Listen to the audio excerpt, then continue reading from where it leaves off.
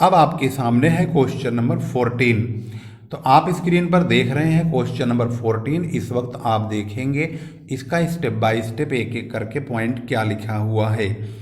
ए, B तथा सी एक firm में साझेदार हैं। इनका अनुपात अपना जो लाभ हानि ये बांटते हैं वह 1/2, 1/3, 1/6। अगर हम इनका एलसीएम लेके कन्वर्ट करेंगे 3:1 इनका प्रॉफिट एंड लॉस का रेशो बन जाएगा।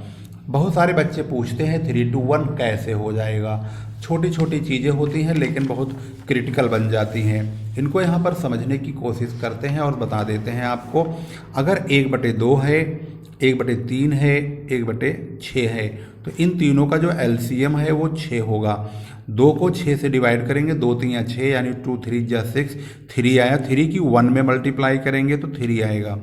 इस 3 का 6 में डिवाइड करेंगे, 3 2 जा यानी 3 दूनी 6, 2 आया। 2 की 1 में मल्टीप्लाई करेंगे, 2 1 कम 2 हो गया।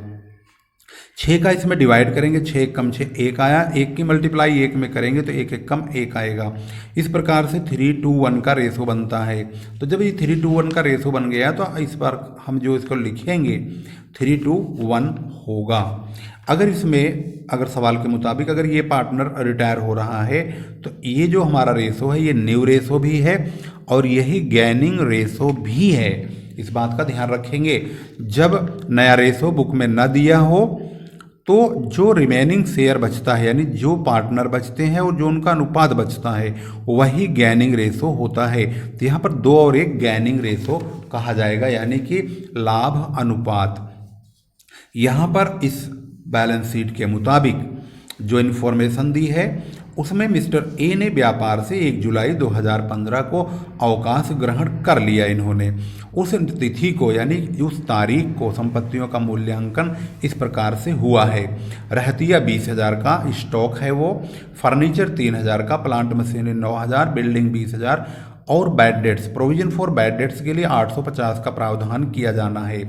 फर्म में ख्याति का मूल्यांकन 6,000 हुआ है। ए को अवकाश ग्रहण करने के बाद उसको 1150 रुपये नगद भुगतान कर दिया गया है। बाकी उसके जो पैसे बचेंगे वो इन फ्यूचर वार्षिक किस्तों में 5% ब्याज सहित भुगतान किया जाना है।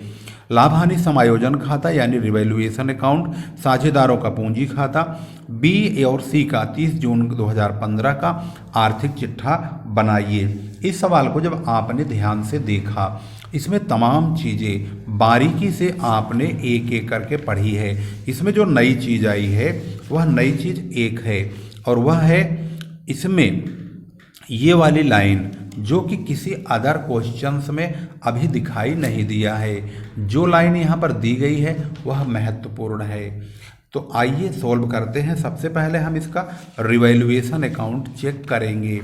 तो रिवैल्यूएशन अकाउंट में जिन संपत्तियों का दाम घटा बढ़ा है उसी को ही हम लिखते हैं। स्टॉक यहाँ 20,000 है जबकि यहाँ पर स्टॉक 22,300 है, 22,300। इसका मतलब है 2,300 रुपये का नुकसान हो गया है। इसे डेबिट साइड में लिखेंगे। टू स्टॉक 2,300 रुपये यहाँ लिखेंगे। ये पॉइंट हमारा क्लियर हो गया। इसके बाद है फर्नीचर 3,000 का जबकि यहाँ फर्नीचर है 3,500 का। तो इसका मतलब है फर्नीचर हमारा 300 रुपये 500 रुपये का नुकसान हुआ है क्योंकि यहाँ 3,500 है और यहाँ 3,000 है। तो इस प्रकार से 500 का लॉस हुआ है। इसके बाद प्लांट और मशीनरी 9,000 की जबकि यहाँ 9,750 बुक में लिखा हुआ है। 750 रुपये का नुकसान हुआ।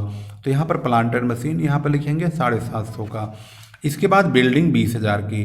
बिल्डिंग को देखा जाए तो बिल्डिंग 24,000 की है लेकिन इन्होंने कहा 20,000 की हो गई तो 4,000 का नुकसान हो गया। 850 के लिए इन्होंने अशोध ऋणों के लिए रकम काट के पहले रख दिया है कि 850 का नुकसान होगा। तो हमने यहाँ पर बैड डेट्स 850 रुपये लिख दिया।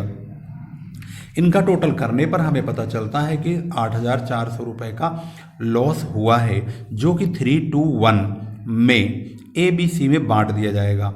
यानी 8,400 गुणा 3/6, फिर 8,400 गुणा 2/6, फिर 8,400 गुणा 1/6।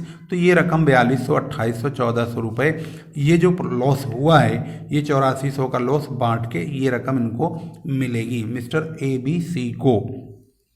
अब बनाएंगे partners capital account. Partners capital account बनाने के लिए सबसे पहले हम पुरानी कैपिटल को बाय बैलेंस ब्रॉट डाउन में डालते हैं। तो ये यहाँ पर पूंजी खाता ABC का है। अगर इधर लिखा है तो डेबिट में लिखेंगे, अगर क्रेडिट साइड में लिखा है तो इसको डेबिट में लिखेंगे। यानी अगर यहाँ लिखा है तो इसे क्रेडिट में लिखेंगे। बाई बैलेंस ब्रॉट डाउन 40,000, 25,000 और 20,000 रुपये। इसके बाद यहाँ प्रॉफिट एंड लॉस का बैलेंस है 4500। इस 4500 को 3-2-1 में बांटेंगे, यानी 4500 गुणा 3/6, 4500 गुणा 2/6, 4500 गुणा 1/6। 4,500 इंटू 3/6, 2/6, 1/6। इसके बाद अगला पॉइंट होगा रिवैल्यूएशन के लॉस का, जो कि यहाँ पे दिया है। इसको हम डेबिट साइड में टू रिवैल्यूएशन के नाम से बांट देंगे। उसके बाद मिस्टर ए का, क्योंकि मिस्टर ए रिटायर हो रहे हैं, इनके हिस्से की गुडविल का ट्रीटमेंट चेक कर लेंगे। पूरे फर्म की गुडविल है 6,000 रुपये। अगर हम 6,000 रुपये का यहाँ से देखेंगे ध्यान से, यदि हम मिस्टर ए का हिस्सा निकालते, क्योंकि ए ने ही अवकाश ग्रहण किया है, तो 6,000 का हिस्सा 1/2 करिए या 3/6 करिए, बात एक ही है। तो 6,000 का इंटू 3/6 या 1/2 करेंगे तो 3,000 रुपये मिस्टर ए के हिस्से की गुडविल आती है। अगर 3,000 रुपये को हम बांटेंगे तो यहाँ पर 2 लोग बांटेंगे। यहाँ पर 2 लोग कौन कौन बांटेंगे? मिस्टर बी और सी बांटेंगे। तो मिस्टर बी और सी कितना कितना बांटेंगे, यह देखिए। ये 6,000 रुपये है। 6,000 का हम 3/6 ए का हिस्सा काटेंगे तो 3,000 आएगा। इस 3,000 को, क्योंकि इनका रेशियो 3:1 का है, तो ये तो चला जाएगा। अब 2 और 1 बचेगा, तो 3,000 रुपये गुडविल जो पार्टनर रिटायर होता है उसके हिस्से की गुडविल को बचे हुए साझेदार बांटते हैं। 2 और 1 3 हुआ, तो 2/3 और 1/3, यानी 2/3 और 1/3। इसके 2 टुकड़े कर देंगे, 1,000 रुपये और ये 2,000 रुपये।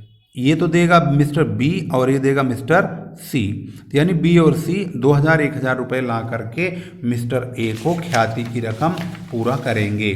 तो यहाँ पर लिखेंगे बाई बीच कैपिटल अकाउंट के नाम से 2,000 रुपये ए को दिया जाएगा, बाई सीच कैपिटल के नाम से 1,000 रुपये ए को दिया जाएगा।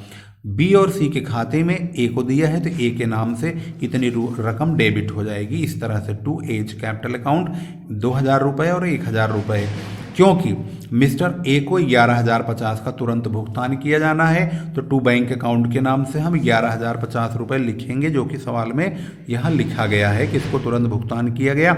बाकी पेमेंट उसको किस्तों में किया जाएगा 5% ब्याज के साथ, वह फ्यूचर में किया जाएगा। अभी उसका पैसा लोन के रूप में रख लिया जाएगा। तो ए का जब टोटल करा तो 42,250 है, उसमें से 4,200 और 11,050 घटाने पर 30,000 रुपये का जो बैलेंस बचेगा वह ए के लोन के रूप में रख दिया जाएगा। बी का टोटल करेंगे 26,500 है, ध्यान से देखेंगे तो इसमें से 26,500 में से 2,000 और 2,800 यानी 4,800 4,800 निकल जाएगा, तो 21,700 21,700 की कैपिटल बचेगी। ये ज़्यादा है, इसी को यहाँ और यहाँ लिख देंगे। इसमें 20,750 रुपये ज़्यादा है, इसको यहाँ भी लिखेंगे। इसमें से 2,400 रुपये यानी 1,400 घटा देंगे, 18,350 यानी 18,350 बचेगा। यही कैपिटल बैलेंस शीट में दोनों की लिखी जाएगी और मिस्टर ए का ये लोन लिखा जाएगा लाइबिलिटीज में। तो आइए देखते हैं बैलेंस शीट किस तरह से बनाई गई है। बैलेंस शीट बनाने से पहले यह जानना बहुत ज़रूरी है कि 11,050 का पेमेंट करने के बाद इनके पास कितना रुपया बचेगा।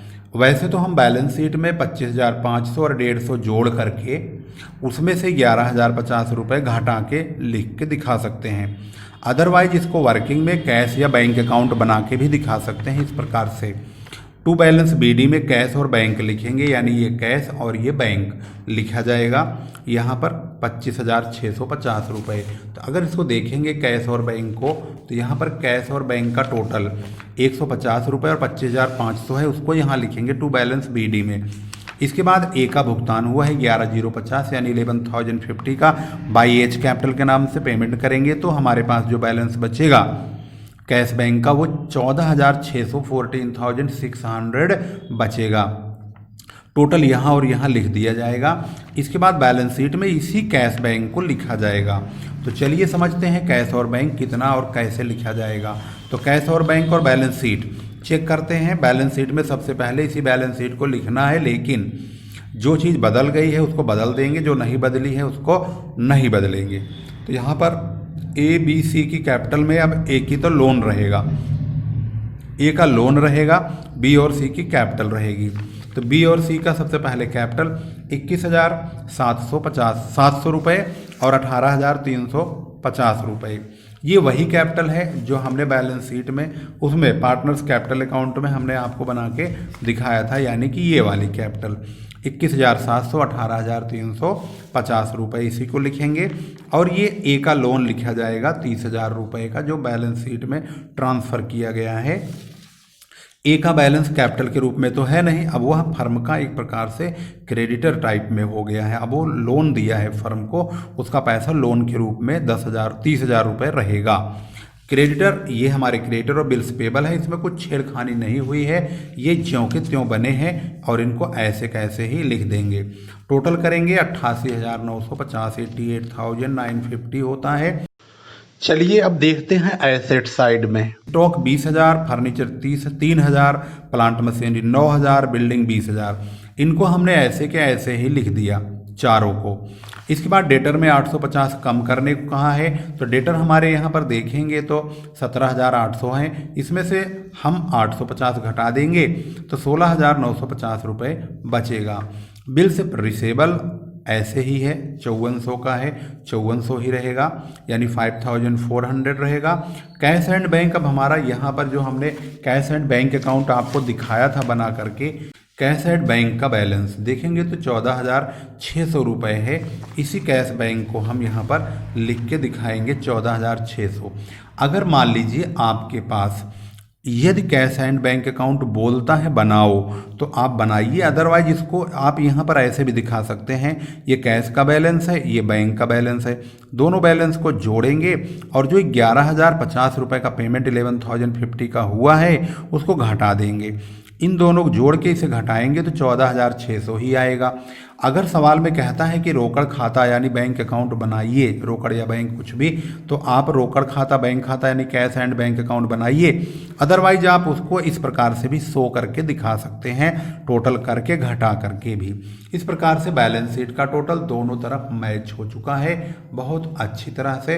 अब आपने इस सवाल को पूरी तरह से समझ लिया है और इस वक्त स्क्रीन पर आपने क्वेश्चन नंबर 14 को बहुत आसानी से समझा है।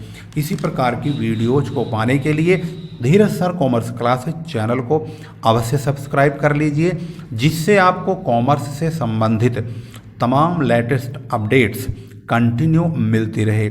फिर लेकर आएंगे एक नई वीडियो शेयर करना मत भूलिएगा। वीडियो शेयर करिए, व्यूज तो कम आ रहे हैं लेकिन मेरा हौसला अब भी बुलंद है। इतना वीडियो पे व्यूज कम है, पता नहीं आप लोग शेयर कर रहे हैं कि नहीं, आखिर व्यूज कम है, क्यों कम है ये तो मुझे पता नहीं है, लेकिन मैं वीडियो बच्चों के रिक्वायरमेंट के मुताबिक बनाता ही चला जा रहा हूँ।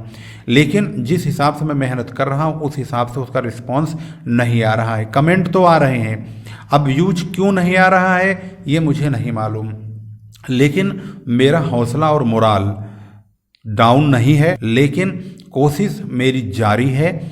आने वाला समय इस चैनल के लिए कैसा होगा ये तो मुझे नहीं मालूम, लेकिन मेहनत मैं पूरी कर रहा हूँ।